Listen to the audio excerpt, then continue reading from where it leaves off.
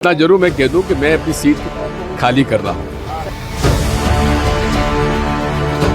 इतना जरूर मैं कह दूं कि मैं अपनी सीट खाली कर रहा हूं। मध्य प्रदेश की राजनीति में एक बार फिर बड़ा सवाल खड़ा हो गया है।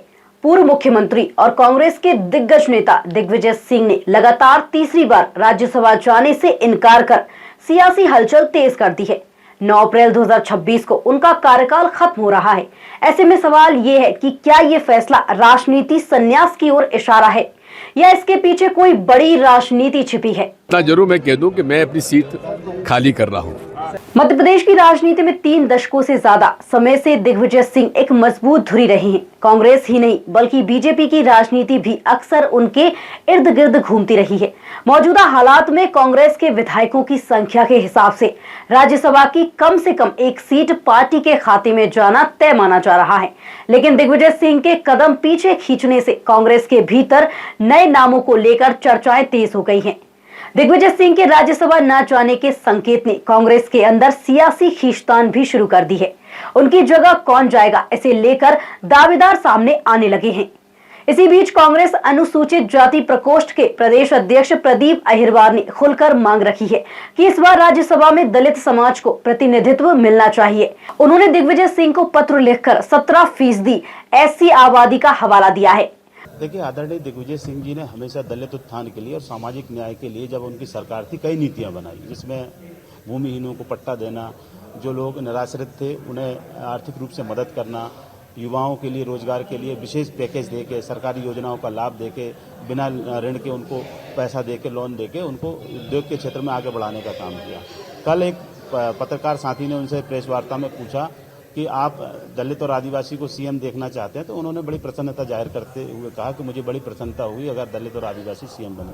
तो इसी क्रम को मैंने आगे बढ़ाते हुए आदरणीय दिग्विजय सिंह जी से मांग की है और आग्रह किया कि 17% मध्य प्रदेश की दलित आबादी और दलित वर्ग से अगर कोई राज्यसभा जाए तो निश्चित रूप से कांग्रेस को 2028 में फायदा मिलेगा और जो सामाजिक न्याय की बात है वो सामाजिक न्याय की बात जमीन पर नजर आएगी। ये मैंने उस उद्देश्य से दिग्विजय सिंह जी को चिट्ठी लिखी थी और मुझे उम्मीद है कि वो पहल करेंगे।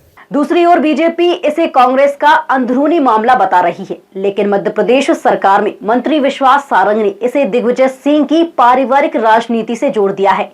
उनका आरोप है कि ये पूरी कवायद बेटे के राजनीतिक भविष्य को आगे बढ़ाने की रणनीति हो सकती है। देखिए, वैसे तो ये कांग्रेस का अंदरूनी मामला है और दिग्विजय सिंह जी का व्यक्तिगत मामला है, पर इस तरह से शहीद बनने की वो कोशिश क्यों कर रहे हैं, इस पे मुझे आश्चर्य है। पहले तो वो ये बताएं, क्या कांग्रेस आला कमान ने उन्हें फिर से राज्यसभा में भेजने का निर्णय ले लिया? जो ये बोल रहे हैं कि मैं राज्यसभा की सीट छोड़ रहा हूं। अरे, इस देश का संविधान है, 6 साल का कार्यकाल होने के बाद तो आपकी सीट खाली होगी, उसमें आप क्या करोगे? और उसके बाद इस तरह से जाति, इसको भेजो उसको नहीं भेजो, ये मेरा ये तेरा, ये जो कांग्रेस में गुटबाजी की राजनीति चल रही है, यही तो कांग्रेस की सबसे बड़ी दिक्कत है। और दिग्विजय सिंह जी की नजर कहीं और है, बयान कुछ है, तीर कहीं है, निशाना कहीं है। अपने बेटे को एस्टेब्लिश करने के लिए उनकी हम उम्र कोई नेता राज्यसभा में ना पहुंच जाए, ये उसकी कवायद है। हम भी खेलेंगे, नहीं तो खेल बिगाड़ेंगे। खेल बिगाड़ने की कवायद दिग्विजय सिंह जी इसीलिए कर रहे हैं कि मेरे बेटे की कंपटीशन में कोई ना आए।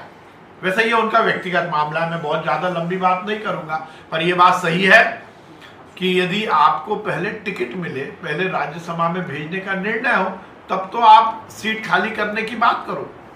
अब सवाल यही है कि दिग्विजय सिंह का राज्यसभा से दूरी बनाना राजनीतिक संन्यास है या मिशन 2028 से पहले एक सोची समझी सियासी चाल।